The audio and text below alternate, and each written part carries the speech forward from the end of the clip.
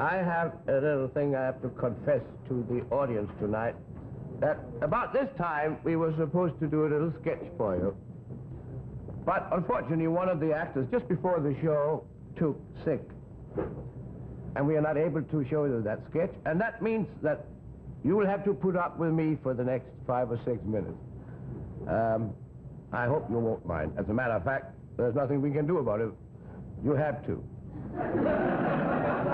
I have often wanted to do an opera on our show, and I have an opera here by Mozart. I can't do it tonight, but I would like to explain something about this opera to the audience. So if they like it, we will do it sometime, maybe later. It's a Mozart opera because it is written by Mozart, and that's, of course, why it's called a Mozart opera. And Mozart also wrote the music, of course, in his spare time. And it begins, I would rather go over to the piano so I can explain it more thoroughly. It begins when the curtain rises, otherwise you couldn't see a thing. As a matter of fact, as the studio is tonight, I'm afraid you can't see a thing anyhow, because we have an awful lot of smoke in here. When the curtain rises, you see the stage. There are 2 trees on the stage, one on either side.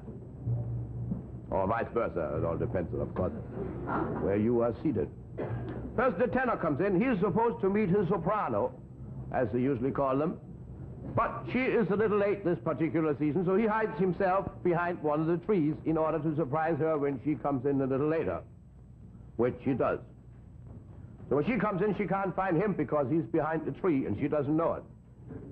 As a matter of fact, she knows it because she saw it at rehearsals. But she pretends that she doesn't know it, so she hides herself behind the other tree. Now they're standing behind each tree for about 27 minutes, I would say, roughly, and nothing happens. Except, of course, that the music is going on, the orchestra plays, but that doesn't mean a thing. Next, the chorus comes in, and nobody knows why except Mozart, and he's dead. And that is just too bad, of course, especially for Mrs. Mozart, but that is none of my business. I'm not going to mix myself up in other people's private life. Now her father shows up, not Mrs. Mozart's father, of course, but the soprano's father. He is very angry because she is not his daughter. Now, this has nothing to do with the opera. He found that out himself. Research. So he decides that she must die. She's a very obedient daughter, so she dies. And that is the end of the opera. Now you hear the overture. First, the conductor's footsteps when he enters the orchestra pit. You think he limps a little. He walks sideways. It's a very narrow pit. Here's the overture.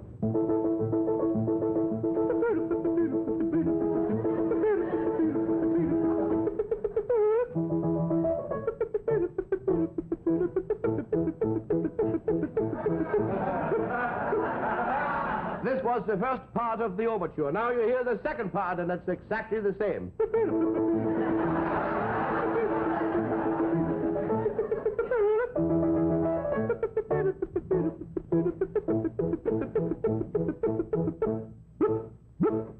This little blip is an extra blip we have in case we should run short of blips, but that has never happened, so we have a lot of blips left over. Now the curtain rises, and the tenor comes in. He's a little tall fellow. He comes in a single file from the left.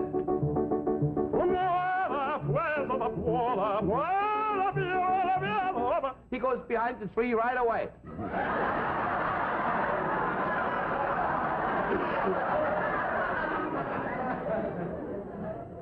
Now the leading lady comes in. She is supposed to fill the part of the soprano. She not only fills it, she overflows it a little bit. She is a very big soprano. She's what we call a messy soprano. She comes in backwards, but nobody notices the difference anyhow.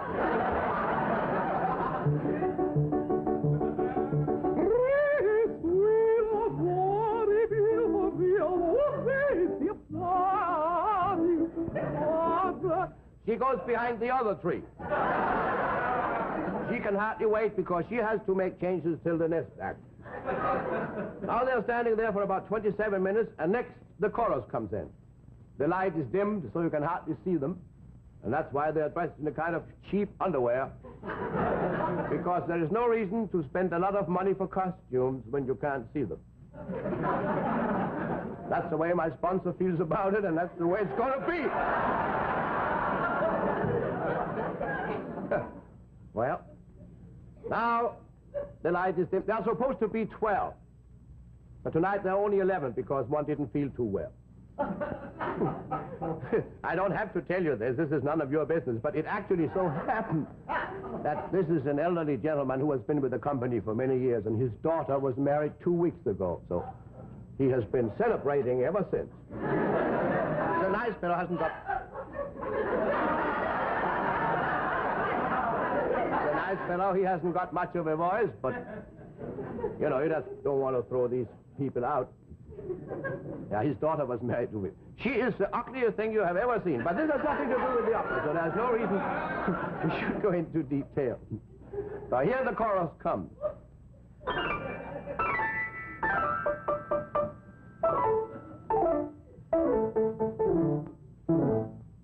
Now they fool around a little there in the dark. They can't see. They can't see anything on the stage. So after a little while, they decide to walk out again.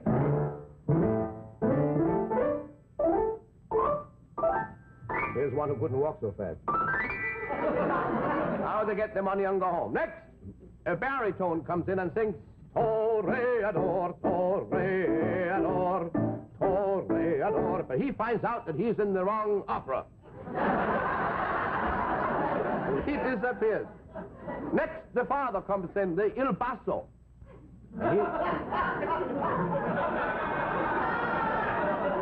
He's both.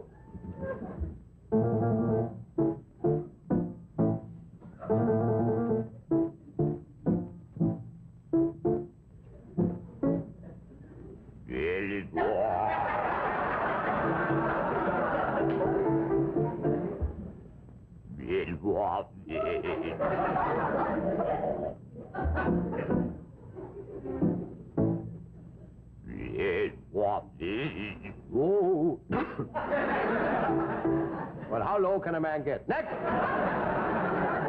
He tells her that she must die, and she is very obedient, so now she sings her famous die aria.